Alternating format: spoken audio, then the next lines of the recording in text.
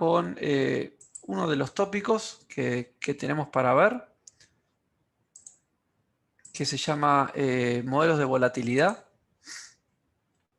¿Sí? Que vamos a mencionar algo, pero no lo vamos a ver tan en detalle como vimos otros tópicos, ¿no? Vamos a hacer algo similar a lo que hicimos con los modelos de regímenes, ¿no? Que los nombramos, mencionamos algunos, pero sobre esto hay mucho más para hacer. La idea es una pregunta interesante, ¿no? Cómo, en términos econométricos, cómo medir la volatilidad de las series, ¿no? O sea, sobre todo para series financieras. En las series financieras siempre hay un trade-off entre riesgo y retorno, ¿no? que es la clave de la toma de decisiones financieras. Y uno puede medir, digamos, el retorno simplemente midiendo históricamente si aumentó o cayó el precio del activo, pero no está tan claro qué es lo que uno debería usar para medir cuál sería el riesgo que uno se enfrentaba ex ante cuando quería comprar un activo, ¿no? Y para eso en realidad existe la idea de volatilidad, ¿no? Que ahora vamos a ver qué es lo que es más en detalle. Pensemos que nosotros tenemos un modelo, una variable aleatoria, que por ejemplo R, ¿no? Que es pensemos por ejemplo la tasa de variación de los precios de un activo, ¿no?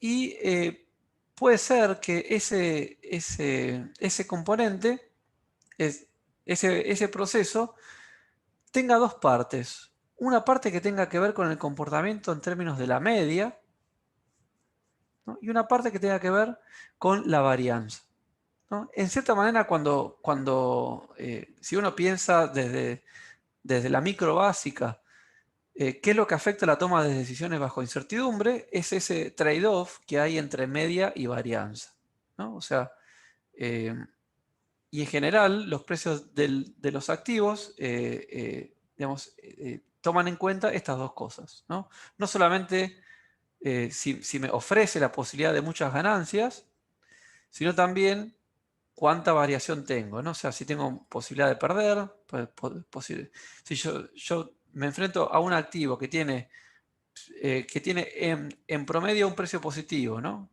Pero que tiene mucha varianza y tengo la posibilidad de perder plata, entonces eso va a hacer que lo compare negativamente con otro activo que me da casi con certeza mucho menos, pero sin posibilidad de perder, ¿no? Entonces, para eso existe la idea de lo que tenemos es una variable aleatoria que la podemos descomponer en dos partes. Una parte explicada por la media y otra parte explicada por la varianza, ¿sí? La idea de volatilidad es justamente modelar esa varianza, ¿sí? Más específicamente, ¿qué es lo que estamos haciendo? Pensemos en econometría 1. ¿No? En econometría 1 nosotros cuando corríamos una regresión había un teorema muy importante que era el teorema de Gauss-Markov, y dentro de ese teorema había uno de los supuestos que era la idea de homoceasticidad, ¿no? ¿Qué era en realidad homoceasticidad?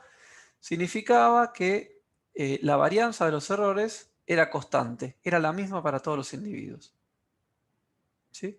Lo contrario a homoceasticidad era la heteroceasticidad, ¿no? Que homo significa igual, hetero significa diferente, ¿sí?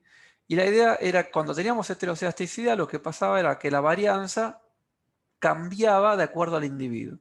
Entonces uno tenía,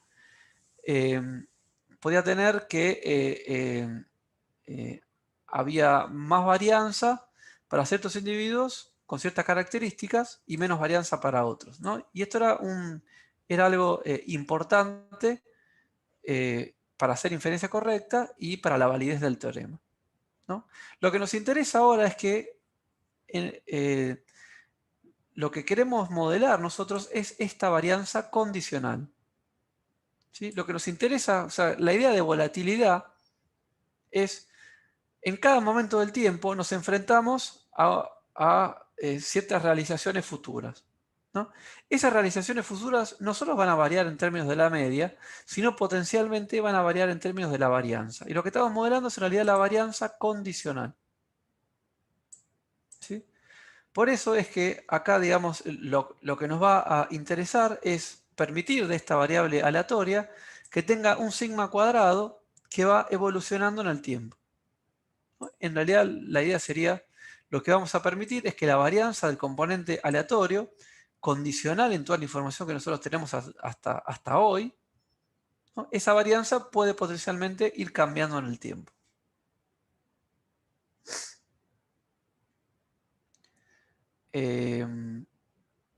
Bueno, ¿cómo se hace esto en un contexto de series de tiempo?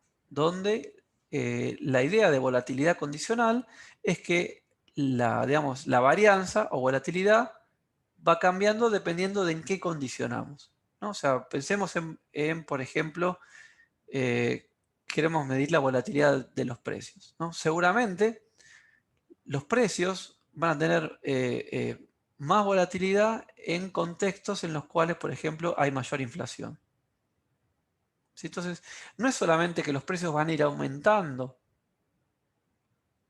a lo largo del tiempo, ¿sí? Y que o por ejemplo, que la inflación en T+1 va a ser mayor, dependiendo de si la inflación en T-1 fue también más grande o más chica, sino también puede ser que no solamente que el promedio de la inflación, sino también la varianza de la inflación, ¿no? O sea, cuando hay alta inflación, ¿sí?, nos cuesta más predecir qué va a pasar el mes que viene. O sea, puede haber gran variación en cuánto va a ser esa tasa de inflación. Y eso tiene que ver con la idea de volatilidad. Entonces, ¿cómo lo vamos a hacer? Bueno, vamos a hacer lo siguiente. Vamos a decir, el componente aleatorio de la serie de tiempo tiene dos partes. Un segundo que habilito el lápiz. Ahí está. Tiene dos partes. Una parte, ¿sí?, que sería este epsilon, es el típico ruido blanco. O sea, es una secuencia de variables aleatorias que son independientes idénticamente distribuidos y tienen medida 0 y varianza 1. ¿Sí? Si nosotros tuviéramos que el componente aleatorio fuera igual a epsilon t, o sea, si at fuera igual a epsilon t, en realidad nada cambiaría si estamos en el típico caso que veníamos modelando hasta ahora, ¿sí? Lo interesante es ahora agregarle este componente, ¿sí? Fíjense que si nosotros tenemos, por ejemplo, una variable aleatoria epsilon, que es normal 0,1, si nosotros multiplicamos sigma por epsilon, ahora es una variable aleatoria normal 0 con desvío estándar sigma o varianza sigma cuadrado. Entonces, multiplicar a una variable aleatoria con media 0, lo único que hace es cambiarle la varianza, no le cambia la media. Y lo que vamos a permitir es que ahora esa varianza, fíjense, ese componente que me cambia la varianza, tenga una estructura autorregresiva, ¿no?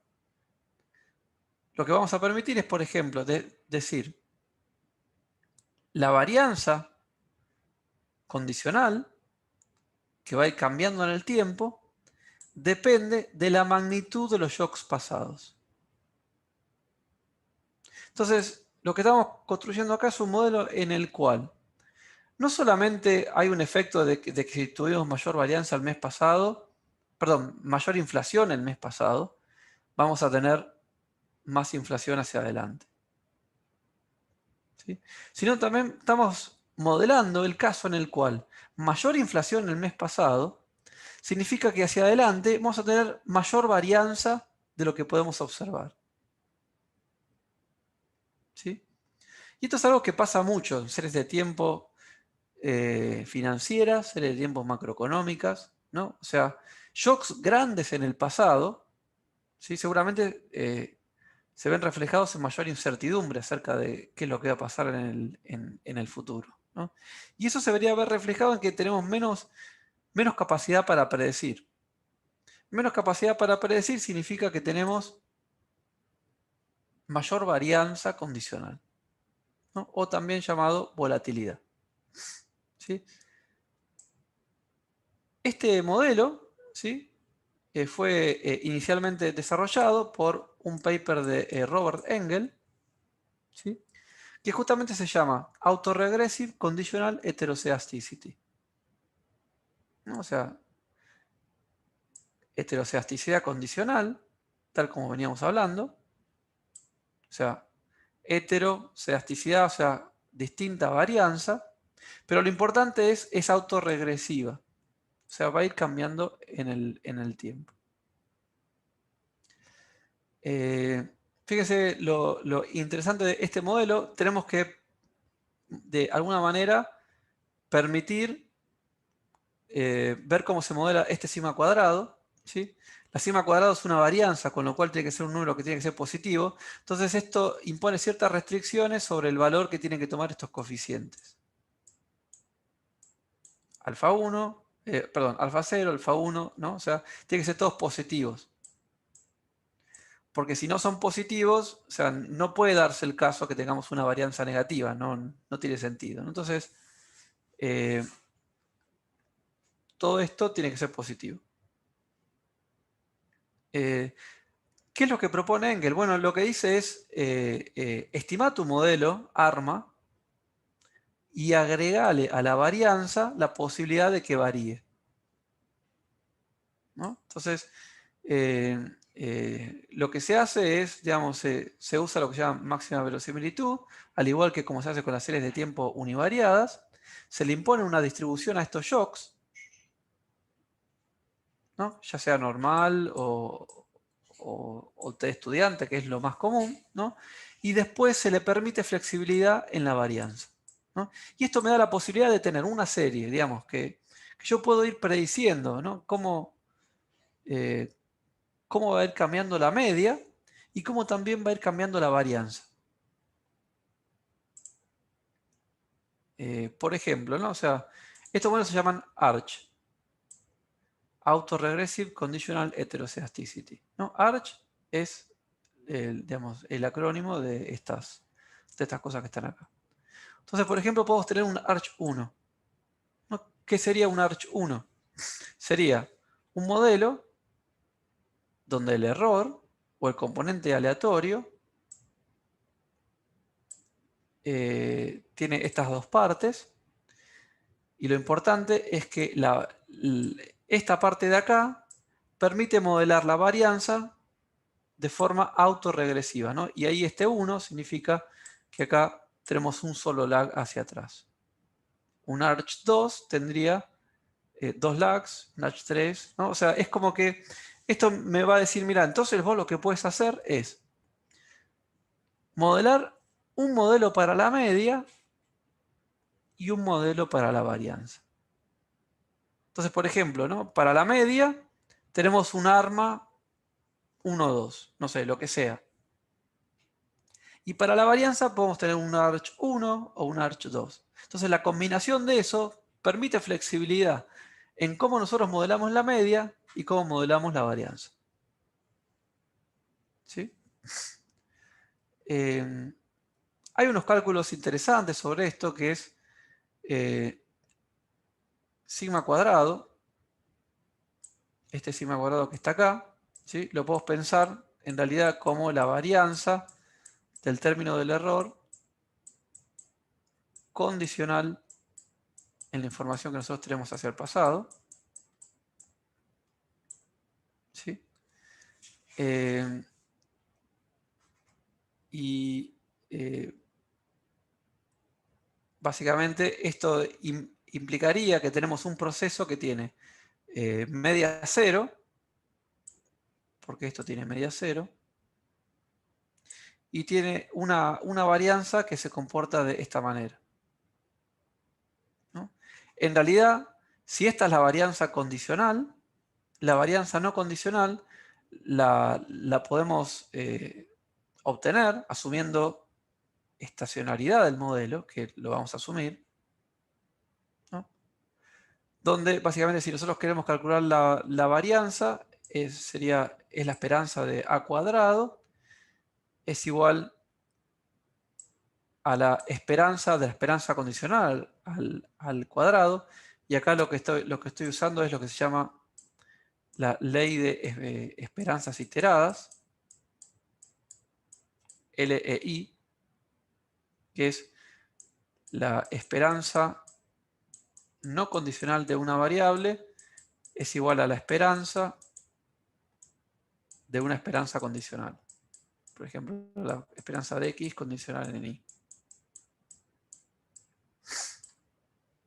Siempre hay una forma que es súper importante para econometría 1 de conectar la esperanza condicional y la no condicional, ¿no? Y esto sería lo que estoy usando acá. La esperanza no condicional es igual a la esperanza de la esperanza condicional.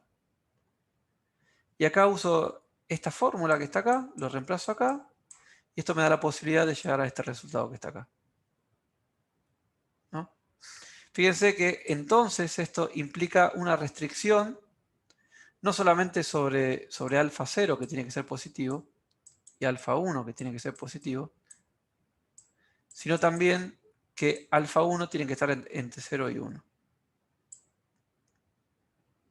¿No? Para que la varianza también no condicional sea positiva.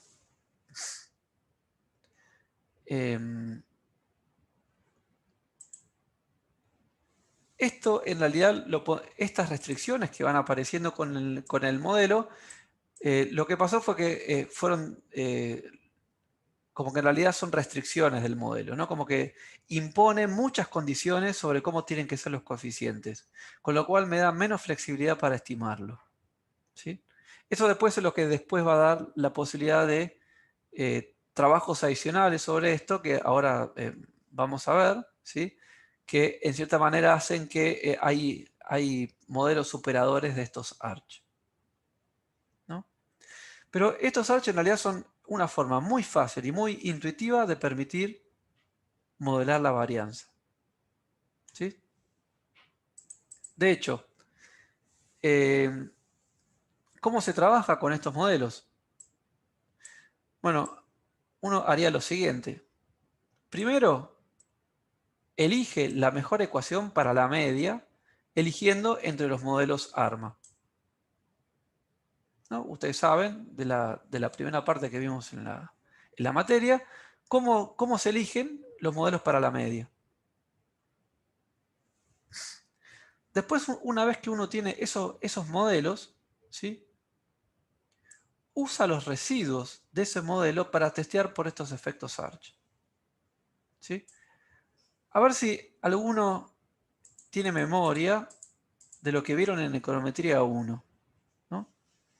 En econometría 1, si se acuerdan, me imagino que vieron qué significa la heteroceasticidad, ¿no? Ahora, ¿alguien se acuerda cómo se testea la heteroceasticidad? ¿Cómo se contrasta por heteroceasticidad?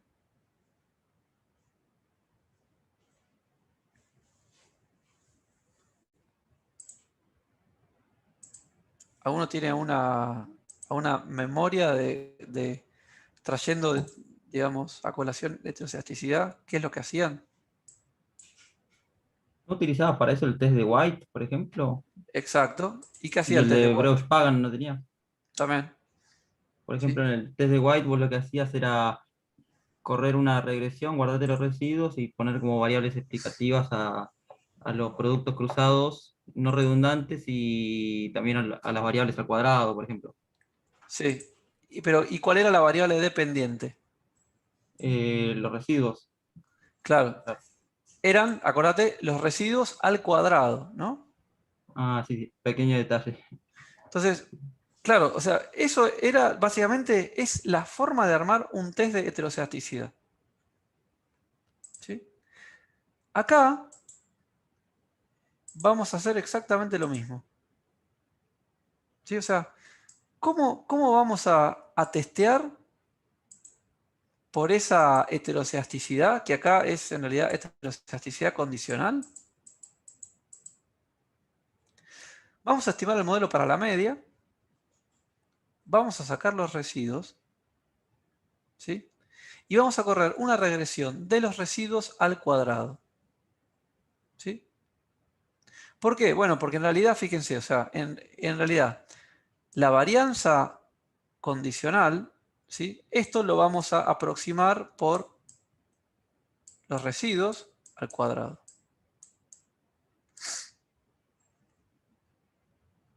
¿Y qué vamos a hacer? Vamos a correr básicamente un modelo de series de tiempo de los residuos al cuadrado. O sea, cómo los residuos al cuadrado se explican por el pasado de los residuos al cuadrado. Es la misma idea que el test de White, ¿no? Es como si fuera un contraste para heteroscedaticidad. Simplemente que acá estamos en series de tiempo y por eso en series de tiempo en realidad vamos a correr una regresión de los residuos al cuadrado en t con respecto a los residuos al cuadrado en t-1. ¿No? Y con eso vamos a poder armar para evaluar la presencia de efectos Arch. ¿Sí? Ahora, suponiendo ahora también que acá puede haber dos posibilidades. Puede ser que haya o no haya. Si no hay efectos Arch, no hay que hacer nada, ya está. El modelo que vos usaste es el correcto. Ahora, si hay efectos Arch, bueno, deberíamos entonces ahora elegir dentro de los modelos Arch cuál es el mejor modelo. ¿No? Pero va a haber un paralelo entre lo que pasa con la media y lo que pasa con la varianza.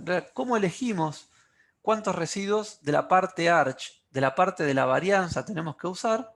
Bueno, simplemente eligiendo como hubiéramos elegido originariamente de la parte arma sobre la media. ¿No?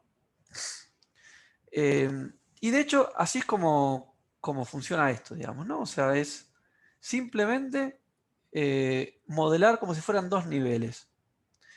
Primero la serie original, armar los residuos, quedarse con los residuos al cuadrado, y con esos residuos al cuadrado usar criterios que son los mismos que ustedes usaron en realidad para las series de tiempo univariadas, para elegir cantidad de rezagos. ¿Sí? Por ejemplo, ¿no? O sea, déjenme, voy a ilustrar con Stata. Acá abrí la base de datos esa que vengo usando. De hecho, perdón, ¿dónde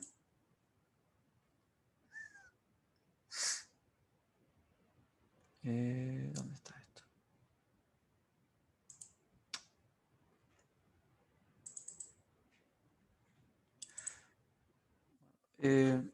Acá tengo IPC.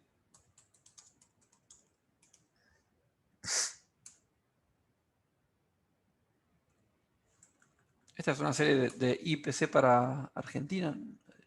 ¿Ese problema? Un segundo.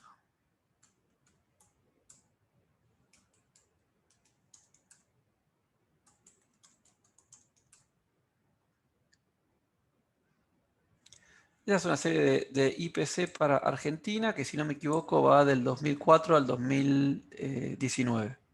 ¿No? Obviamente los precios siempre crecen. ¿No? Entonces ahora supongamos que voy a calcular la tasa de inflación mensual.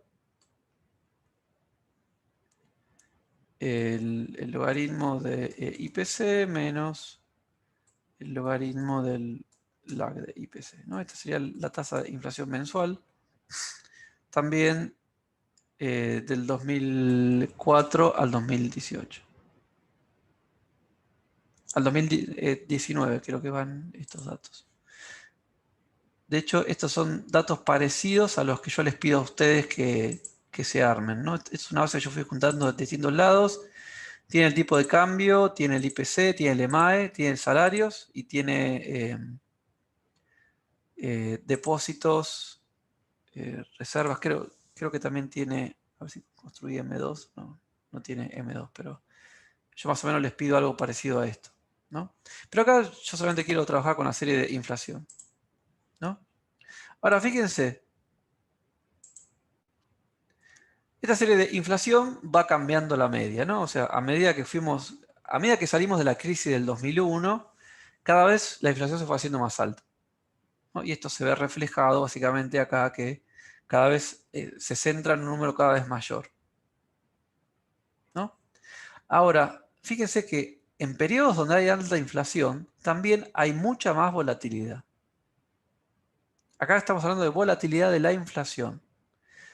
¿Qué sería la volatilidad? Bueno, sería esta variabilidad, ¿no? O sea, esto que vaya tanto para arriba y tanto para abajo, ¿sí? Es lo que nosotros asociamos con la volatilidad y la varianza, ¿sí? Esta serie típicamente tiene volatilidad. Esto me está diciendo que no es lo mismo la varianza que vos enfrentás a partir del 2014, 2015, que sería este periodo que yo estoy señalando acá. Hay mucha más volatilidad que lo que enfrentás en el periodo anterior. Con lo cual significa que un modelo debería tener en cuenta el hecho de que la varianza misma te va cambiando, ¿no? Si no, estás perdiendo información. Entonces, ¿cómo modelaríamos esto? Bueno, hay varias maneras, ¿no? O sea, lo voy a hacer de una forma bien simple.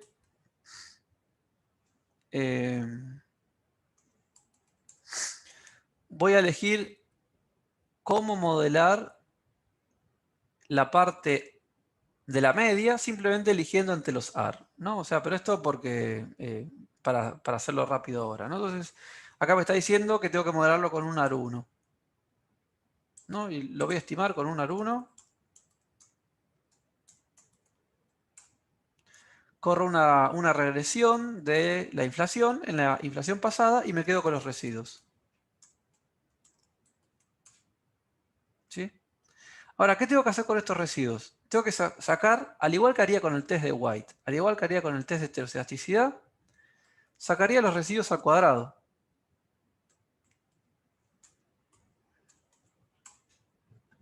O sea, entonces acá fíjense, lo que hago es, gen U2 genera una variable que agarra los residuos de la regresión y los eleva al cuadrado. Ahora, yo quisiera, sobre esto, elegir un modelo, ¿no? Que en realidad lo que dice la teoría es que yo debería usar un modelo que tenga básicamente una estructura eh, de tipo más. Déjeme volver a la diapositiva. Ahora vamos a ver por qué. Pero básicamente yo debería elegir la cantidad de rezagos, ¿sí? A partir de usar lo que se llama la función de autocorrelación, ¿sí? La función de autocorrelación básicamente me mide la autocorrelación entre t y t-1, t y t-2, t y t-3, ¿no? Y en cierta manera, esto es lo que se usa para elegir cuando yo tengo modelos más, ¿sí? Cuando yo tengo modelos más, la función de autocorrelación es lo que yo uso para determinar la cantidad de rezagos que tengo que usar. Ahora, esto nos va a servir para elegir qué tipo de estructura tengo sobre la varianza, ¿no? Entonces, otra forma de hacerlo es que yo voy a correr, perdón, voy a correr una regresión de U2 en el rezago de U2. Eh, Profe, no se está viendo. sí, perdón.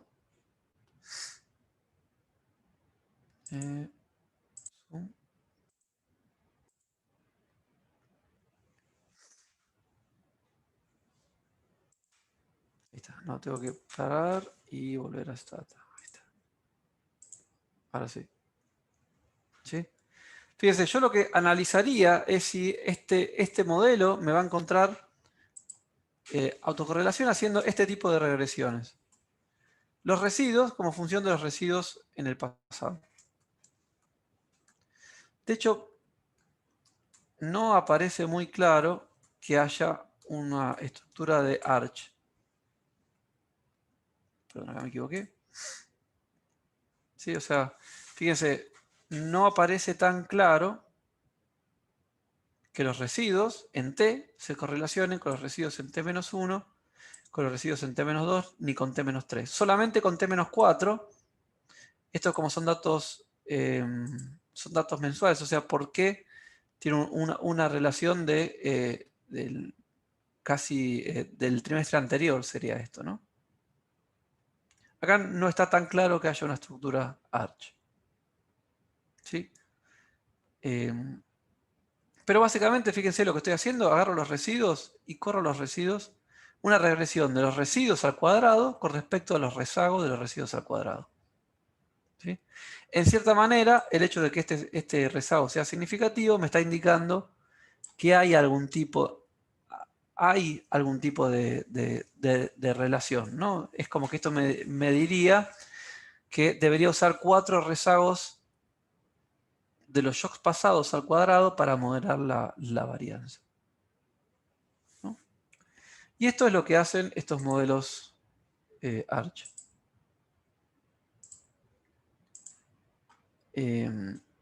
Antes de ir a la pausa, déjenme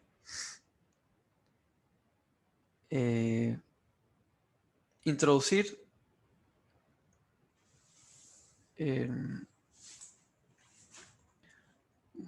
a ver qué me conviene antes de ir a la pausa. Bueno, voy a ilustrar cómo se estiman estos modelos, ¿sí? Como el nombre lo indica, hay un comando que se llama arch, ¿no? Uno pone arch y la variable, y le tiene que especificar cuántos rezagos tiene la parte arch, ¿no? Algo similar a lo que uno haría cuando modela la media, ¿no? De hecho, un modelo, este comando arch permite en un mismo comando estimar la estructura sobre la media de rezagos y la estructura sobre la varianza de la parte arch. Entonces, para terminar voy a ilustrar cómo se vería un modelo en el cual yo modelo la inflación con una estructura AR1 en la media y con una estructura de 4 rezagos en la varianza.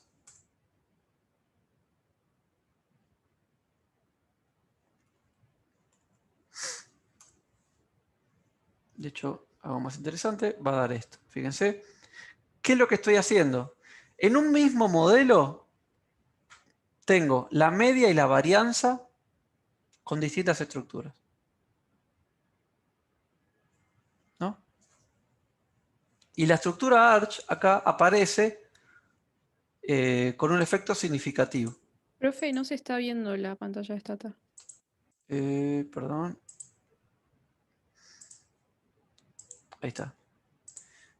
Lo que copié es esto.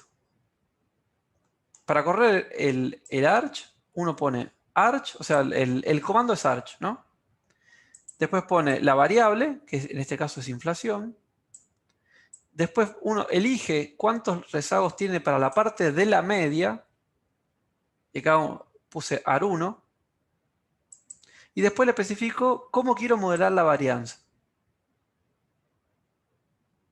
¿no? Algo, ahora sí, para terminar, un segundo.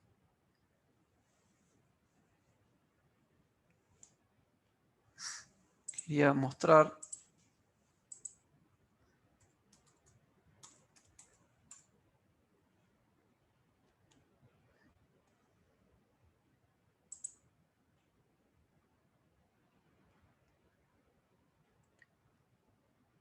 Ahí está.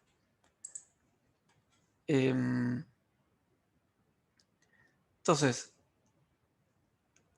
la pregunta es ahora, si yo quiero armar una serie de volatilidad, ¿no? Acá sería volatilidad sobre los precios, no es tan interesante, pero si esto fuera un activo financiero, esa volatilidad sobre los precios es justamente el riesgo de ese activo. Acá sería el riesgo de enfrentarse a una serie de inflación, ¿no? Entonces, yo voy a escribir sigma, predict sigma porque lo quiero llamar sigma, o sigma 2, que es lo que siempre se usa para la varianza. Y le voy a decir, cuando hago el predict, quiero que ese predict me ponga la varianza. Entonces ahí, en realidad, lo que me está construyendo es una nueva variable que tiene el sigma cuadrado que va variando en el tiempo. Ahora sí, para terminar, fíjense cómo se ve la serie. La serie de, como dice acá, conditional variance, predice que la varianza se mantuvo más o menos estable. Esto es del 2004 al 2013, es esto más o menos. O sí, más o menos. No sé si este es el 2014, ahora lo analizamos, ¿no? Pero se mantuvo más o menos estable hasta este salto. Después, fíjense la cantidad de saltos y el cambio de magnitud en la varianza condicional de los precios, o en realidad de la inflación. ¿Qué pasa? Periodos de alta inflación no solamente afectan cuánto va a ser la inflación futura, sino también afectan cuánta variabilidad va a tener la inflación, ¿no? Con lo cual se hace más difícil tomar decisiones económicas acerca para pronosticar cuánto van a ser los precios. Bueno, hagamos una pausa hasta las 5, o sea, 8 minutos más o menos sería, y a las 5 retomo y les cuento la alternativa a este modelo ARCH, ¿no? O sea, hay un modelo superador de este modelo ARCH, ¿no? Pero eso lo vemos en 8 minutos. ¿Okay? Y si tienen preguntas, me las hacen cuando volvemos.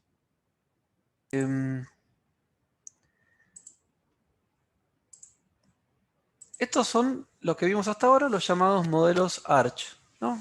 De Autoregressive Conditional Heteroscedasticity, ¿no? Y que fíjense que en realidad lo que estamos haciendo es pasando de una estructura univariada, donde tenemos el modelo de la media, ahora también tenemos como en paralelo el modelo de la varianza. Entonces vamos permitiendo que, digamos, de t para t más 1, no solo nos cambie qué va a pasar en promedio, sino también nos cambie de ese promedio cuánto nos podemos desviar. Eso es justamente lo que da la varianza o la raíz cuadrada de la varianza, que es el desvío estándar.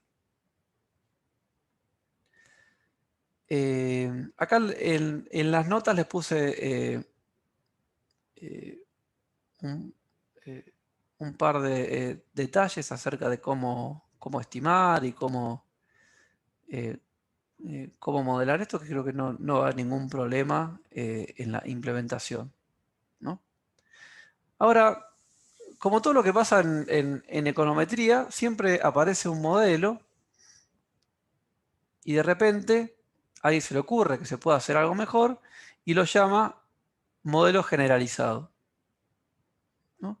Es lo mismo que pasó con los modelos ARCH, ¿no? O sea, los modelos ARCH fueron una gran idea, o sea, digamos, tiene un montón de aplicaciones financieras, macroeconómicas, ¿sí?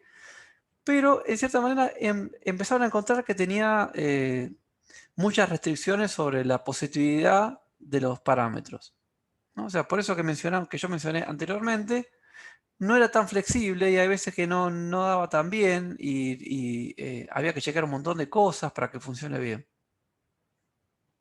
Entonces a alguien se le ocurrió, a Bolershev, se le ocurrió hacer lo que se llama el Generalized Autoregressive Conditional Heteroscedasticity. ¿Sí? Y en cierta manera, generalizado ¿en qué sentido? Bueno, lo que pasa es lo siguiente. Tomemos una estructura de series de tiempo cualquiera, ¿no? Y pensemos en la diferencia entre tener un modelo AR y un modelo MA. Y tener la posibilidad de la combinación de los dos, los ARMA, ¿no? Que es como que da la posibilidad de modelar esto en forma generalizada. Lo mismo va a pasar entre los llamados modelos ARCH y los llamados modelos GARCH. ¿Sí? Esto va a dar más flexibilidad al modelo y va a permitir que funcione mejor, ¿no? ¿Cuál es la principal idea? Bueno, piensen en lo siguiente. Igual que antes, una estructura del error que es multiplicativa, pero la varianza ahora depende de dos componentes. Por un lado, una parte que le vamos a llamar parte ARCH, que es la volatilidad depende de los shocks pasados al cuadrado. O sea, de cuán grandes fueron los shocks.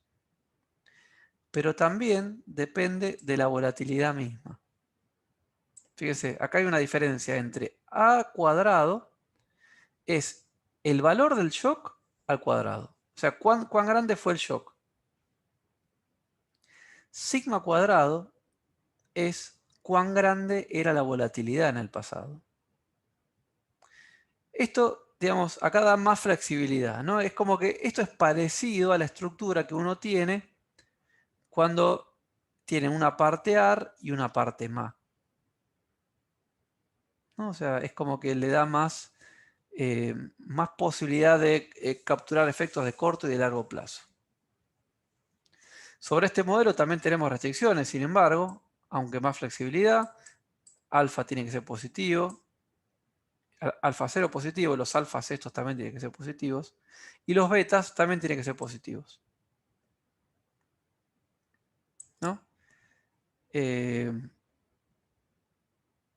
Bien, sobre este modelo uno podría trabajar también en computar la media y la varianza, ¿sí? Para eso lo que se hace es definir esta variable que es la diferencia de at cuadrado menos sigma t cuadrado, ¿sí? Donde en realidad aparece que sigma t cuadrado es la esperanza de at cuadrado condicional en la información que nosotros tenemos.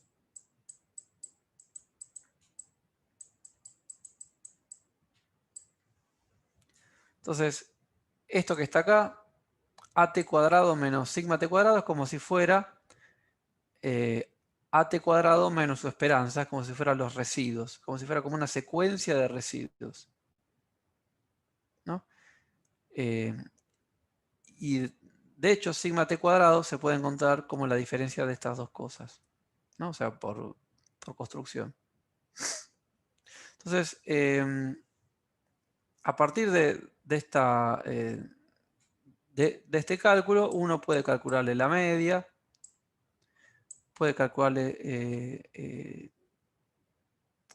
perdón, esta es o sea, la media es en realidad 0. Se puede mostrar que la esperanza de AT, usando la ley de esperanzas iteradas, es igual a 0. Y ahora la varianza tiene esta forma. Es alfa 0 menos 1 menos alfa 1 menos beta 1, lo cual impone esta nueva restricción, ¿no? Y se supone que cuando uno estima estos modelos, en realidad debería chequear estas restricciones que yo les voy nombrando, ¿no? Como que siempre estamos hablando de varianzas, las varianzas son siempre positivas, con lo cual estos parámetros también deberían ser positivos. ¿Y cómo se estima? Bueno, con el mismo comando que antes, ¿sí? Este comando arch, la variable. Y después, acá uno puede especificarle la cantidad de rezagos de la parte arch, sería, perdón, esta parte, y la cantidad de rezagos de la parte garch, que sería esta parte. ¿Sí? Así, por ejemplo, este es el garch ms, ¿no? Donde m es la cantidad de rezagos que viene acá y s es la cantidad de rezagos que viene acá. El garch 1.1 sería el que tiene un rezago de la parte arch y un rezago de la parte garch, ¿no? Esto después se supone que lo tenemos que elegir. Modelar, modelar la media, modelar la varianza y estimar. Y lo vamos a hacer con este comando, ¿no? Volvamos a Stata para ver cómo funciona esto.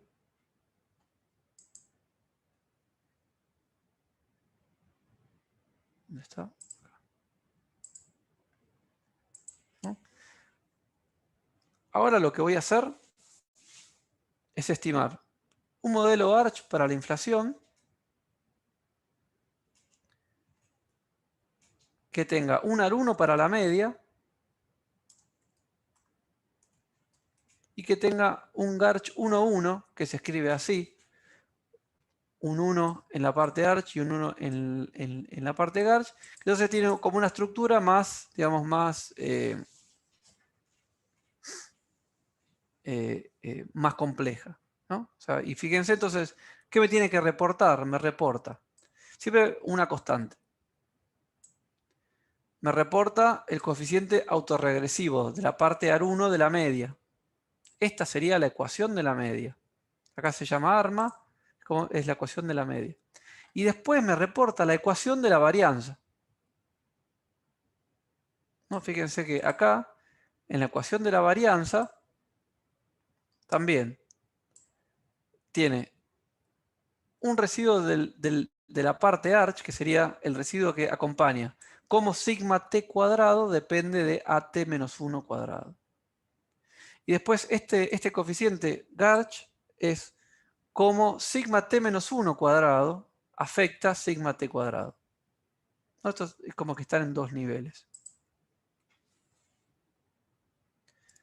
De hecho, yo podría, digamos, fíjense acá, voy a estimar otro modelo. AR y MA1, o sea, un AR MA1.1 para la media y también Arch y Garch para la varianza. ¿No? Como que esto cada vez se va haciendo más complejo.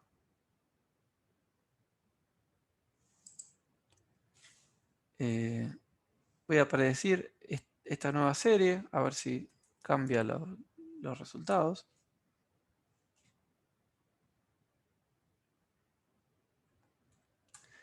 Y acá, por ejemplo, voy a modelar las dos series que tienen, digamos, la azul es la original que yo estimé anteriormente con el Arch, ¿no? Y encontraba que había en el último periodo una gran variabilidad en la varianza. Pero aún así me la hacía muy volátil esta volatilidad, ¿no? Y capaz uno puede decir, bueno, pero esto es medio raro, ¿no? Que de repente pega este salto acá. La parte roja está estimando la varianza con un Garch 1.1. ¿No? Fíjense que es mucho más suave, ¿no? Más creíble capaz. Permite verdaderamente distinguir en periodos. Un periodo de baja inflación. De hecho, quería mostrar como para saber más o menos el periodo 100 es el 2012. Entonces,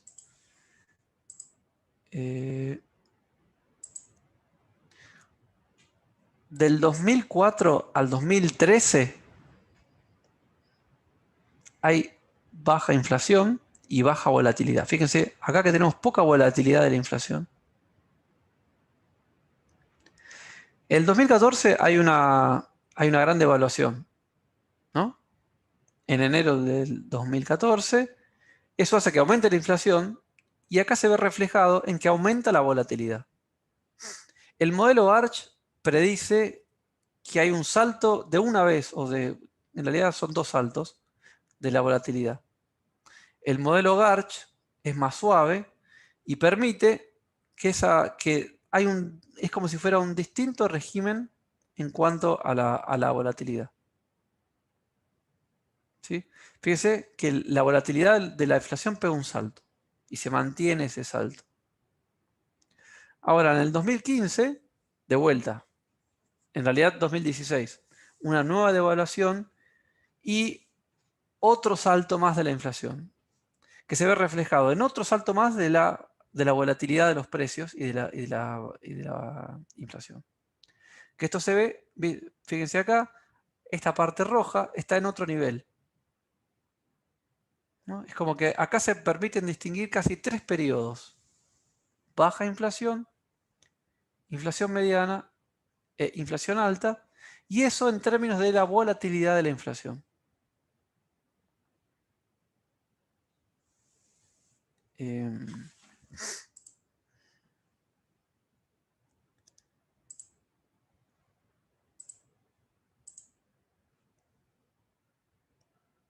Bueno,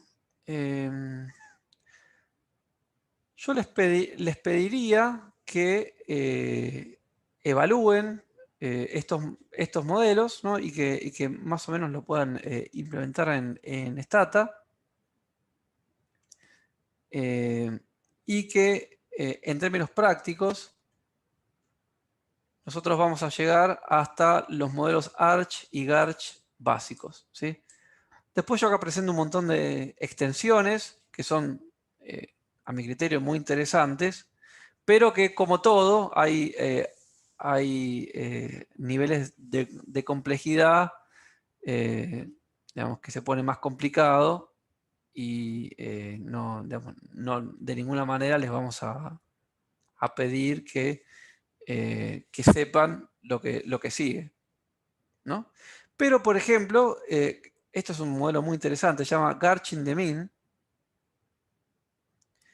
que, motivado por la idea de retornos de activos, de cómo ponerle precios a los activos, permite que los retornos en la media estén afectados por la volatilidad misma, ¿no? O sea, no solamente modela las dos cosas en paralelo, sino que permite un link entre las dos. Lo cual se pone más interesante y en realidad más realista, permitiendo que, por ejemplo, los niveles de inflación dependan de la volatilidad misma de la inflación, ¿no? Y esto sería, digamos, en términos prácticos, esto se modelaría así. ¿Cómo se estima? Es otro cantar. Esto ya es mucho más complicado, mucho más difícil. Ahora podemos ver si lo podemos estimar, ¿sí? Pero la idea es intuitiva. Permitir que la varianza, la volatilidad misma de la serie, afecte la media, ¿no? De hecho, para modelarla hay que introducir este comando que está acá. O sea, dentro de Arch hay una opción ArchM, que es esto. Y uno pone ArchMlags, que es cuántos rezagos van a entrar acá. ¿Sí? Esta parte de la econometría es como digamos, me equivoqué. Es como muy útil para cuando uno, digamos, va a trabajar, o ya sea en macro o en finanzas o en lo que sea, ¿no? O sea, así como modelar series de tiempo tiene millones de aplicaciones prácticas, los distintos modelos que van saliendo de series de tiempo como este son súper interesantes. Por ejemplo, acá, supongamos, ¿no? Vamos a modelar la inflación como un ARMA 1,1 en la media, que tenga ARCH 1 en la varianza, que tenga, o sea, en realidad que sea GARCH 1,1, y vamos a permitir que haya un feedback entre media y varianza. Fíjense, esto le lleva tiempo estimar, pues es un modelo muy complicado. Pero yo cruzo los dedos que esto converja algo y me dé un resultado. Si no, vamos a tener que ir cortándolo y simplificándolo.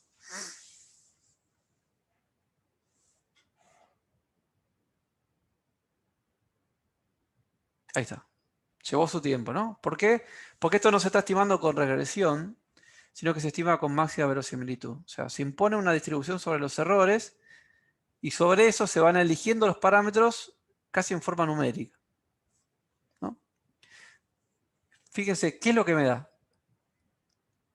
Primero me presenta acá la ecuación del ARMA, ¿no? Acá hay ciertos problemas porque esto me da una raíz unitaria acá, con lo cual los problemas vienen por acá, ¿sí? Ahora vamos a ver qué tendríamos que hacer. Tiene mucha persistencia la inflación. Pero supongamos que esto lo podemos subsanar. La parte Garch, esta que está acá. ¿Y qué es lo nuevo? Bueno, que ahora aparece la volatilidad misma como factor explicativo de la inflación, ¿sí? De todas maneras, no aparece como significativo, ¿sí? O sea, no habría un efecto de la inflación, de la volatilidad de la inflación sobre la inflación, ¿no? Pero esto se puede complejizar para, por ejemplo, que machee un modelo teórico cada vez más complejo y más interesante.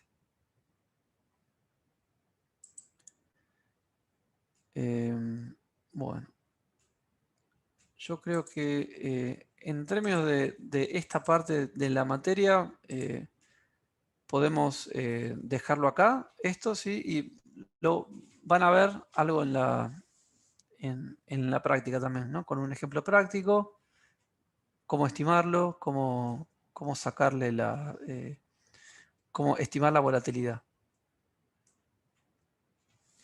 ¿Alguna pregunta sobre esto?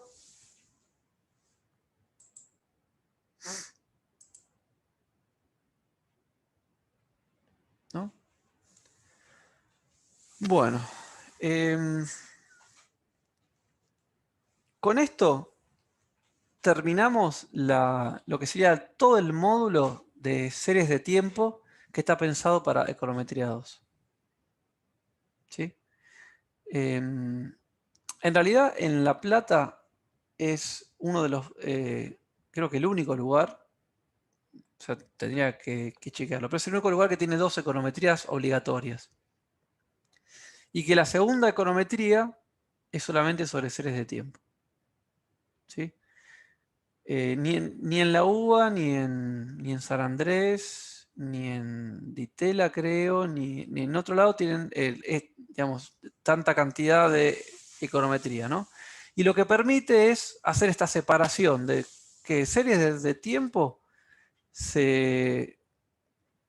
digamos, se vea todo como en conjunto, ¿no? Y permitiendo ver muchas cosas que en un único curso de econometría no se puede ver. También, aprovechando esta doble econometría, ¿sí? Lo que hacemos en La Plata es, en esta segunda parte, vemos lo que se llama datos en panel también. ¿Qué son los datos en panel? Perdón, y datos en panel es lo que nos queda para ver, digamos, a partir de hoy, que voy a hacer una introducción muy general, es lo que nos va a llevar las clases siguientes también. Pensemos que los datos pueden venir en 3 paquetes diferentes, ¿sí? O 3 estructuras de datos. Voy a habilitar el lápiz. Ahí está, ¿no? Lo que se ve en econometría 1, en cierta manera, la mayoría de los ejemplos son ejemplos de lo que se llama corte transversal. En inglés es cross-section. En cross-section lo que tenemos es una muestra donde la variabilidad viene a través del individuo. O sea, ¿cómo estimamos, por ejemplo, el efecto de educación sobre salarios? Bueno, lo estimamos permitiendo ver distintos individuos que tienen distintos niveles de educación y ver cómo al cambiar esa educación a través de los individuos, cómo cambian los salarios, ¿no? El ABC de las estimaciones de econometría 1 tiene que ver con cortes transversales. Por el contrario, en econometría 2, o por lo menos en la parte que vimos hasta ahora, nosotros veíamos series de tiempo, ¿no? Y series de tiempo, uno puede pensar que es exactamente lo contrario a corte transversal, ¿no? Lo que uno ve es un solo individuo o unidad, cómo esa unidad va variando en el tiempo. Por ejemplo, inflación en la Argentina, ¿no? O sea, lo que uno ve es un solo individuo, Argentina, país Argentina, que le observa, ¿sí?, el mismo proceso. Estas dos cosas básicamente uno podría pensar como que son antagónicas, ¿no? Acá variamos el individuo, dejamos fijo el tiempo, y acá variamos el tiempo, dejamos fijo el individuo. En la práctica, los datos vienen con los dos formatos juntos, ¿sí? Pensemos en una modelización de, por ejemplo, ¿no? Queremos ver cómo devaluar afecta a la inflación, lo que se llama el análisis de pass-through, ¿no? O sea, cómo cambios en el tipo de cambio afectan los precios, ¿no? Uno lo que podría hacer es bueno, me fijo en un año, muchos países, ¿no? Y entonces lo que hago es, para ese mismo año, me fijo cuáles fueron las tasas de devaluaciones y cuáles fueron las inflaciones. Eso sería como analizarlo en términos de corte transversal. Ahora, lo contrario sería, agarro un país, Argentina, y me fijo en un modelo dinámico de series de tiempo, cómo se relaciona cada vez que yo devalúo, cómo eso afecta a los precios. Eso sería series de tiempo. Pero ahora, sería más interesante, o no sé si más interesante, pero podría tener mucha más flexibilidad si yo tuviera muchos países y muchos periodos de tiempo.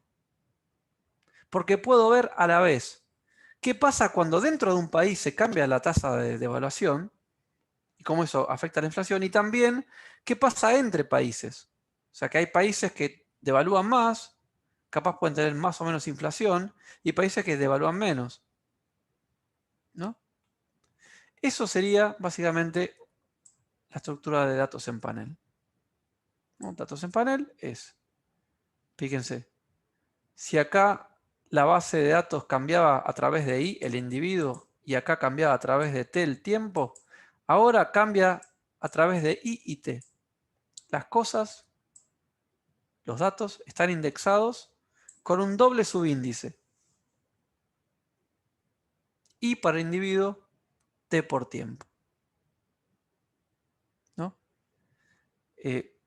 Muchos trabajos empíricos, ¿sí?, se basan en datos en panel. Sobre todo explotando la variación de corte transversal de muchos países y la estructura temporal de muchos datos para cada país, ¿no? Hay infinidad de ejemplos en los cuales lo que se busca estimar es a través de datos en panel. ¿Sí? Esto también se puede aplicar para Argentina. Supongamos que queremos ver el efecto de, por ejemplo, algo que nos está afectando ahora, ¿no? O sea, queremos ver el efecto de vacunar sobre la tasa de contagios.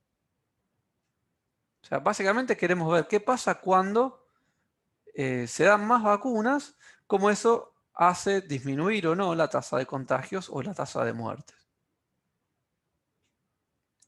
Ahora, más que usar Argentina en su conjunto, podríamos usar, por ejemplo, datos de las provincias. O sea, tenemos cuánto se vacuna por provincia y tenemos las tasas de contagio por provincia. Y eso lo tenemos para varios periodos. O sea, en realidad lo tenemos en términos diarios. ¿Sí? Uno podría agregarlos en términos semanales, en términos mensuales, ¿sí? Y podría tener variación por individuo, provincia y por tiempo, día o mes o lo que sea. ¿No? Esa es una típica estructura de datos en panel. Ahora, los datos en panel pueden ser en realidad de dos tipos. ¿Sí? La más conocida, que es la que vamos a ver más en detalle, es la que se llama muestra longitudinal. Una muestra longitudinal es donde se sigue a los mismos individuos a lo largo del tiempo. Típicamente países, los países son los mismos, provincias. Puede ser incluso algo que se usa mucho, mucha gente de la Universidad de La Plata explota la variación de datos en panel que hay en la provincia de Buenos Aires, ¿no? Que hay muchos municipios con muchos datos. ¿Sí? Una muestra longitudinal sería el caso en el cual se siga a los mismos individuos a lo largo del tiempo. Ahora, hay una estructura intermedia entre estos dos que se llama cortes transversales independientes. ¿Qué sería cortes transversales independientes? Tenemos variación de los dos tipos, o sea, variación de individuos y de tiempo, pero no necesariamente son los mismos individuos que se van siguiendo a lo largo del tiempo. ¿Sí? Sería algo como, si uno agarra la EPH, la encuesta permanente de hogares, que es la principal encuesta para Argentina, ¿no? La EPH tiene las dos cosas, ¿no? Pero en una forma muy simple, uno podría agarrar la EPH del 2013, por ejemplo. Después agarrar la EPH del 2014. Después agarrar la EPH del 2015. Así sucesivamente hasta el 2021, hasta lo último que tengamos. En realidad tenemos hasta el diciembre del 2020.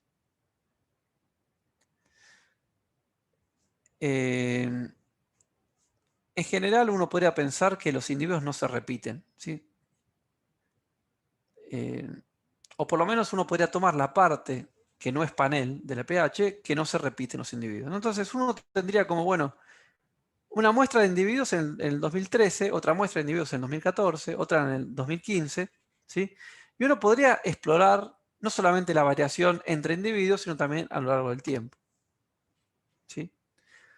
Es diferente a tener una muestra que siga el mismo individuo todos los años, ¿no? Y es exactamente el mismo, ¿no? O sea, eso es lo que distingue corte transversal independiente de muestra longitudinal.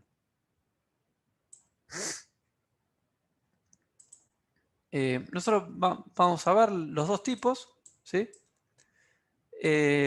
Pero nos vamos a centrar más tiempo en la última parte, la parte de muestra longitudinal.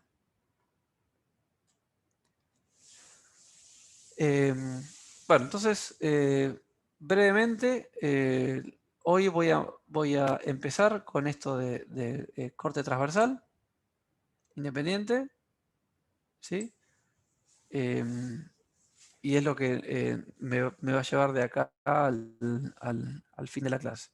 ¿Alguna pregunta hasta ahora?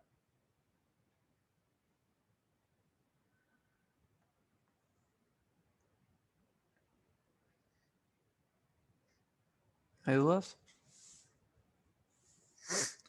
Bueno, entonces, supongamos, ¿no? O sea, como el ejemplo este que yo hice de que junto todas las CPH, ¿sí? En inglés eso se llama pool, ¿no? Yo junto todas las cosas y las uno, ¿no? Y eso sería como pool, ¿no? Por ejemplo, supongamos que tenemos dos periodos, 0 y 1, ¿no? En el periodo 0 tengo n0 individuos y en el periodo 1 tengo n1 individuos, ¿no? Esto en realidad lo que tengo es una muestra en el periodo 0 y otra muestra en el periodo 1, ¿no? Ahora, supongamos que yo junto los dos periodos, ¿no? Y armo una única base. O sea, lo que llama este proceso de pool de los datos, ¿no? Los junto todos y tengo una muestra que en realidad tiene tamaño n0 más n1, ¿no? Los datos ahora tendrían esta doble contabilidad. Fíjense, tanto la variable dependiente como la independiente están indexados por h, de qué individuo estamos hablando, y de qué periodo de tiempo estamos hablando. Si son cortes transversales independientes y los individuos no se solapan, no se repiten, entonces básicamente esto está bien contado, ¿no? H va de 1 hasta n0 más n1 y t va de 0 hasta 1, ¿no? Entonces acá, digamos, uno podría medir, bueno, ¿qué es lo que está midiendo beta 1? Beta 1 mide el cambio de x en una unidad en y, ¿no? Y de hecho, esto sería, bueno, como uno podría correr una regresión común y corriente con los datos juntos que salen de los cortes transversales independientes.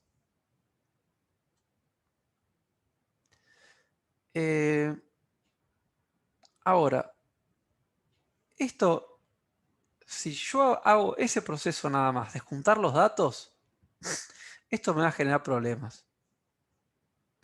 Pensemos en una regresión, ¿no? Que tiene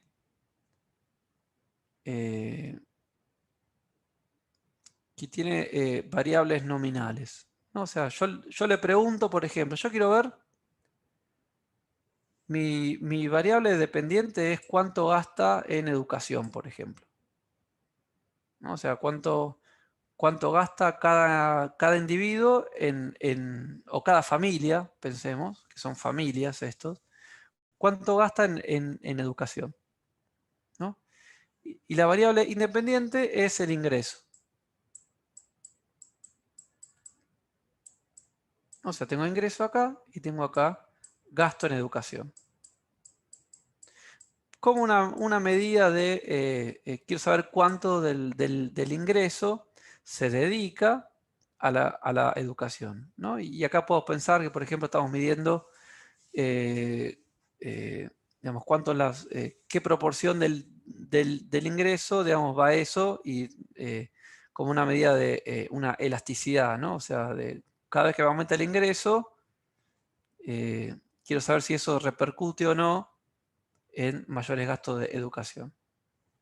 Ahora, supongamos que nosotros tenemos un corte transversal independiente donde tenemos datos de muchos años, ¿no? Supongamos 2016, 17, 18, 19 y 20, ¿no? O suponiendo que el 20 es un año normal. Y uno corre una regresión de estas dos cosas. Hace reg, y, x.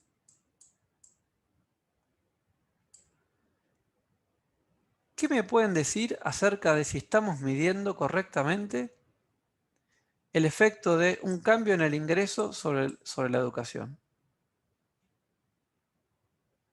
Y, mejor dicho, reformulando la pregunta. Si esto captura o no el efecto causal de soy más rico, gasto más en educación.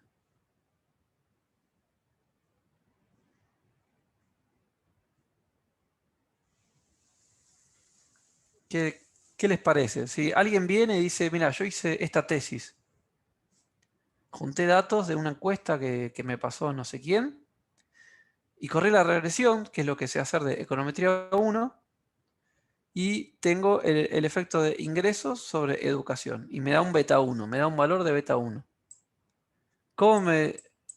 ¿Qué le dirían a esta persona sobre de su beta 1 estimado?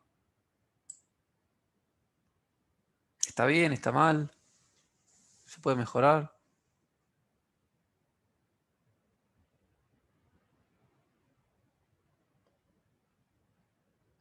¿Alguna idea?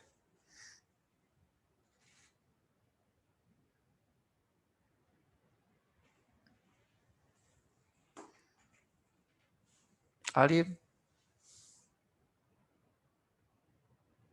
¿Les parece bien? O sea, con todo lo que saben de econometría, todo lo que saben de economía, alguien viene y dice, mira, yo tengo acá esta estimación y me pagan $1000 de la consultora y les voy a dar este número. ¿Qué les parece? Perdón, profesor, la conclusión sería de que los ricos invierten más en educación. O sea, lo Bueno, que dice, lo que no. sí, sí, sí. O sea, Y yo diría que está recontra sesgado. ¿y qué tipo de sesgo hay? Y puede ser que ahí una misión de variables, ¿o no? Porque, o sea, Sí, o sea, es como que no te está midiendo, o sea, no está capturando el efecto de soy más rico, gasto más en educación. Porque sí, faltan controlar por cosas. Pero supongamos que esas cosas no son, no sé, habilidad digamos, no son los típicos ejemplos de econometría 1 donde a mí me falta variables omitidas, ¿no? O sea, hay otro problema acá. Pero lo podés pensar como eso, que faltan cosas ahí. claro, yo lo pensaba más como el pasado, no sé, por ahí una persona que no es rica en su momento, no sé, no tuvo acceso a la escuela secundaria. Nosotros, bueno, en Econometría 1 vimos eso.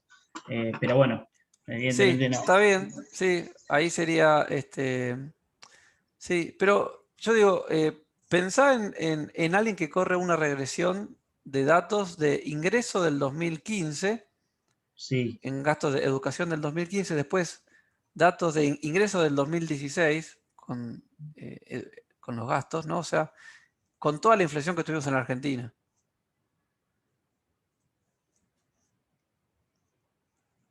O sea, es como que esto es lo que se llama potencialmente, ¿no? Una regresión espuria. Si son dos variables nominales y crecen en el tiempo, claro. No estamos midiendo la proporción, porque por ahí una persona pobre proporcionalmente invierte más. Pero bueno, claro, si esa lo sería, vemos en términos nominales, es verdad, es sesgado, porque obviamente si claro, tengo más plata, nominalmente puedo invertir sí, más. es como que ponele que vos, o sea, vos ganás mil pesos, ¿no? Y el año siguiente ganás 2000, ¿no? Y Claro. antes gastabas 100 y ahora gastás 200. Pero porque los precios aumentaron digamos, de Claro, no 10 a estoy 20, capturando el efecto de la ¿no? inflación en este caso. Claro, o sea, esto en series de tiempo, esto se llama regresión espuria, ¿no? Cuando vos tenés dos variables que crecen en el tiempo, esto es más general en realidad que tienen la misma tendencia, que comparten la tendencia. Cuando comparten la tendencia, vos corres una regresión y parece que una causa la otra, pero en realidad es espuria esa regresión. Acá sería lo mismo, o sea, si vos corres una regresión con estas dos variables en términos nominales, vas a encontrar que cuando crece una, crece la otra. Claro. Pero no, digamos, eh, no hay nada ahí. Una solución sería medir todo en términos reales y ahí eh, sería más válido. O lo que vos decís, medirlo en proporción a algo, ¿no? Eso sí sería una opción válida. Pero acá fíjense que es el mismo hecho de juntar datos lo que me está generando problemas. Si yo corriese una regresión solamente con los N0, no tengo este problema. Son todos del mismo precio. O lo mismo si corro con los N1. ¿No? Es como que el problema acá está en cuando lo junto. Cuando junto las dos cosas es donde estoy juntando peras con manzanas. O parece que estoy juntando peras con manzanas. ¿No? Ahora, los datos están bien. Los datos son verdaderos. O sea, supongamos que digamos, miden ingreso, miden gasto en educación. Entonces, ¿qué es lo que está pasando? Bueno, en realidad lo que está pasando es que yo no puedo asumir, como asumía en Econometría 1, que los datos son independientes, que las observaciones son independientes entre sí. ¿No? Las de T0 son todas, comparten algo, que es que están en el mismo periodo de tiempo, y las de T1 comparten algo. Entonces, estos comparten algo y estos comparten algo. Esto da lugar a que asumir que son independientes está mal. Porque seguro estos comparten algo que lo hace diferente a estos. ¿No? Esto en realidad lo que dice es, mira, en los errores, en la estructura de los errores, vos deberías considerar un modelo compuesto, que tiene dos partes. Una parte es el efecto tiempo. Hay un efecto tiempo. En este caso, lo que nos interesa sería como el efecto inflación, ¿no? Los precios en el 2015 eran una cosa, en el 2016 eran otra, pero eran lo mismo. En el 2015 eran lo mismo para todos. En el 2016 eran lo mismo para todos también. Entonces, esto se dice, bueno, lo que pasa es que vos perdiste la independencia de esas observaciones porque el error tiene una estructura, digamos, de dos componentes. Uno, el efecto tiempo, y otro sí tiene el efecto, llamémoslo, idiosincrático de cada individuo o de cada familia. Y esto te genera entonces, ¿por qué te va a generar un sesgo? Bueno, lo puedo pensar así. Es un típico sesgo por endogeneidad. X, la variable independiente, va a estar correlacionado con U siempre y cuando X esté correlacionado con A. Si X, que mide el ingreso, en este caso, en términos nominales, me va creciendo de acuerdo al año, porque hay inflación, eso significa que está correlacionado con el efecto temporal. ¿No? Entonces, es como que por construcción yo me estoy haciendo mi propio problema. Me estoy generando endogeneidad. O sea que no, en cierta manera significa, no estoy midiendo el efecto causal de X sobre Y, que sería el beta 1, sino estoy midiendo el beta 1 más un sesgo, donde ese sesgo viene por este efecto espurio, esta relación espuria. Pero también me da la pauta de cómo se solucionaría esto. O sea, si yo quiero controlar por el efecto temporal, ¿qué debería hacer? Bueno, acá es bien fácil, ¿sí? El efecto temporal se va a capturar con una dummy por periodo de tiempo. Simplemente agregando al modelo una dummy, ¿sí? Yo voy a separar esto de esto. Y esto lo voy a observar. Y la forma de observarlo es con una dummy para cada periodo de tiempo. Y entonces no voy a tener la variable omitida, la puedo capturar básicamente con las dummies. ¿No? Entonces es como que el modelo debería ser IHT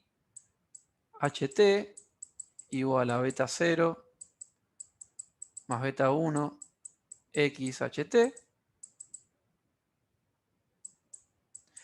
más, vamos a poner acá AT, que AT va a medir la estructura temporal con una serie de dummies para cada periodo de tiempo, más EHT.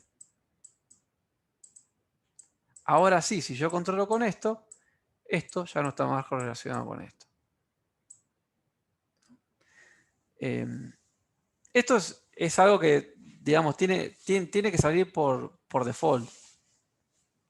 Siempre que uno tenga cortes transversales independientes, uno tiene que agregar una dummy para cada periodo de tiempo, ¿no? O sea, de hecho no cuesta nada agregar una dummy. Pero si no agrega la dummy, va a tener la relación espuria porque es como si estoy omitiendo algo.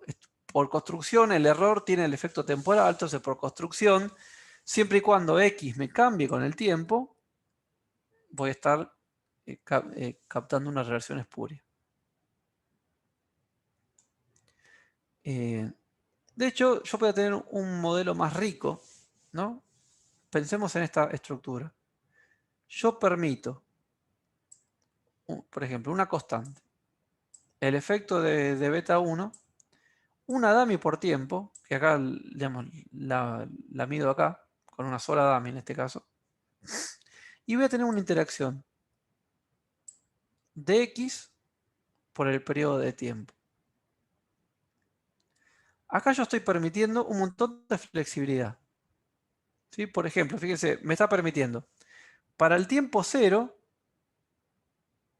yo tengo esta constante y para el tiempo 1 tengo esta constante. ¿No? Es como si fuera un modelo parecido a lo que vimos en la clase pasada de regímenes o de cambio estructural. Yo estoy permitiendo que me cambie la constante, el intercepto. Y también que me cambie la pendiente. Fíjense, para T0, la pendiente es beta 1. Pero para T1, o sea, asumiendo que esta es la dummy que toma ceros y unos, dependiendo del periodo, la pendiente es beta 1 más delta 1. ¿No? De hecho, dado todo lo que nosotros vimos de cambio estructural, este tipo de preguntas sería fácil de responder. ¿Cómo contrastaríamos para evaluar si la pendiente en el periodo 0 y en el periodo 1 coinciden?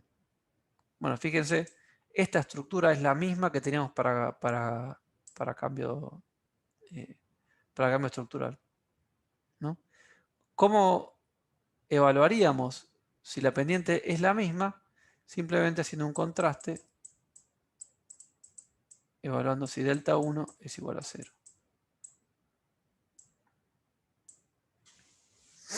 ¿No? Esto me da la posibilidad de, en un modelo digamos, de cortes transversales independientes, yo puedo, por ejemplo, evaluar si fue cambiando la relación entre ingreso y gasto en educación, por ejemplo. ¿Sí? Aún controlando por el efecto de la inflación. O sea, aún controlando por el hecho de que el nivel de precios va a ir cambiando a lo largo del tiempo. ¿No? Y estas son cosas que se logran con estos modelos de cortes transversales independientes.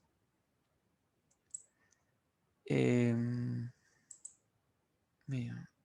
¿Alguna pregunta?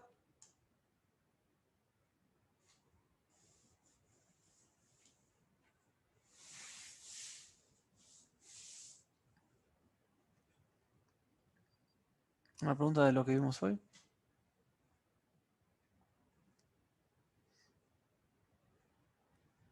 ¿No? Profe, yo tenía una pregunta, Sí, pero con respecto a, a la variable M2, ¿no? sí, decime. Porque me había fijado en la página del Banco Central y, o sea, los datos comienzan, si mal no recuerdo, el 2 de julio de 2017, de, por ejemplo, circulación monetaria o base monetaria, no me acuerdo cuál ahora. ¿Y no hay para atrás? Eh, Había mirado alguno que otro, pero no encontré para atrás. Está bien. Fíjate, o sea, ¿a los otros les pasó lo mismo? Pues yo creo que yo bajé los datos de ahí en su momento. Y tenía datos para atrás. De hecho, los conseguí hasta el 2004. De hecho, no sé si no va para antes. ¿Sí? A los demás también les pasó lo mismo, que llega hasta el 2017 nada más.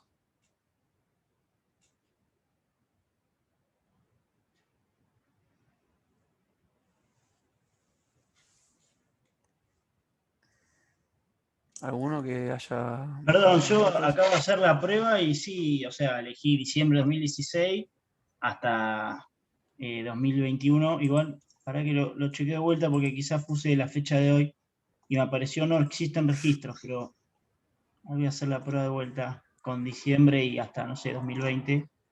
Pues estoy acá en O sea, la... pero empiezan en el 2016 nada más. No, no, no, hay mucho más para atrás. Ah, está bien. Pero aparece Está bien. como que no existen registros para la fecha seleccionada.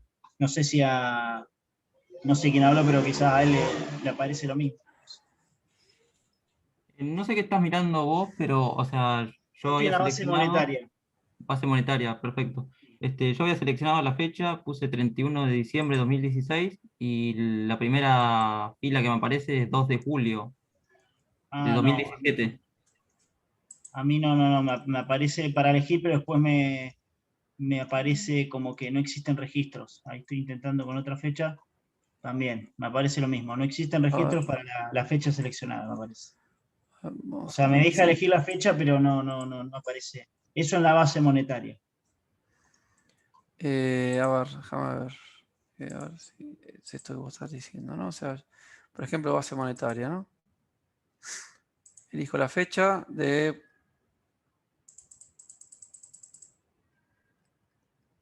a ver,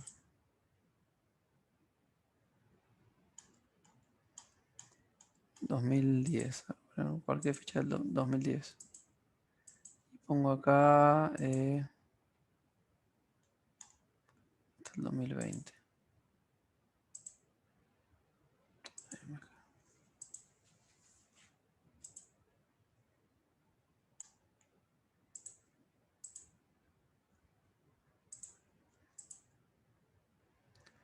Vamos a ver. Está bien. No, pero tiene que haber. O sea, ahora no lo sé, pero yo encontré, hay un... yo se los mando después si no lo encuentran o se los piden a los ayudantes. Hay un lugar, eh, capaz si van acá a estadísticas, ¿dónde era? Estadísticas. Igual hay una página, creo que es del Banco Mundial, pero, o sea, no sé si, pero que está, o sea, la base monetaria se puede encontrar en otro lado. Sí. No, pero es que en el Banco Central seguro está, ¿eh? O sea, pero lo que yo les mandé el link general, van a tener que buscar acá. eh, agregados monetarios, a ver, M2.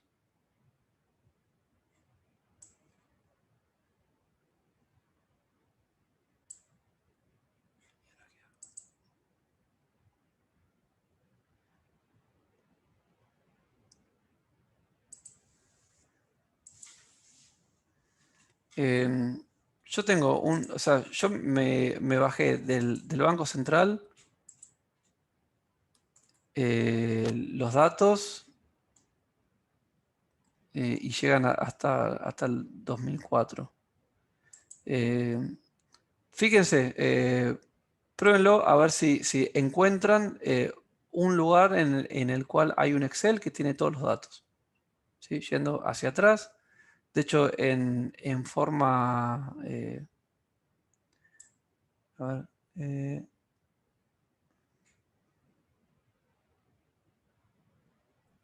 Profe, no se ve eso que está sí. compartiendo. No, es que no estoy compartiendo nada. Estoy buscando a ver si yo tengo los datos, porque yo los tengo los datos.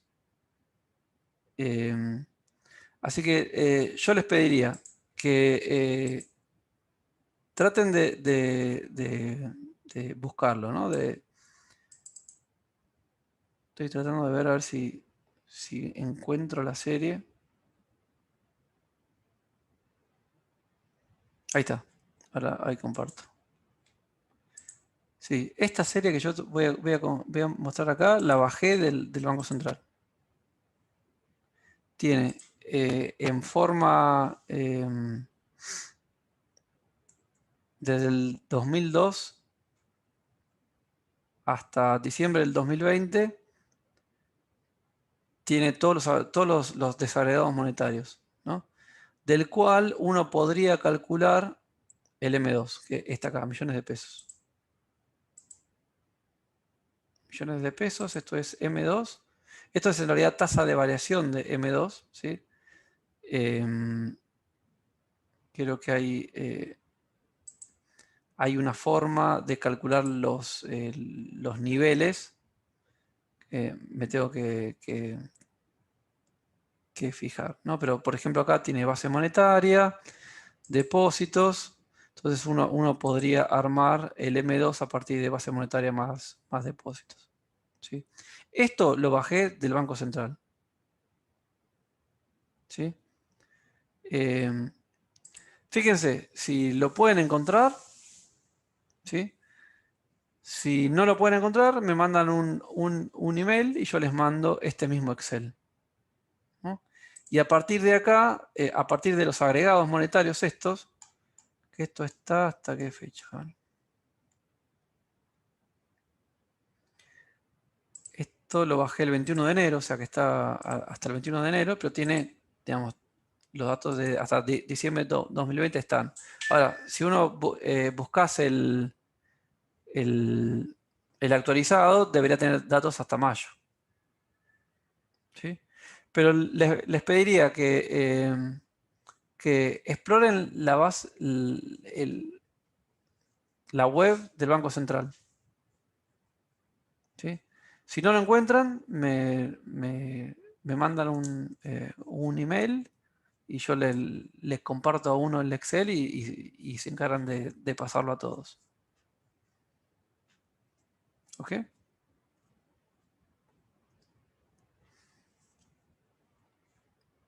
Así que les paso la pelota a ustedes, a ver si encuentran ahí. O sea, sí, no es muy buena la web del Banco Central, pero tiene todo.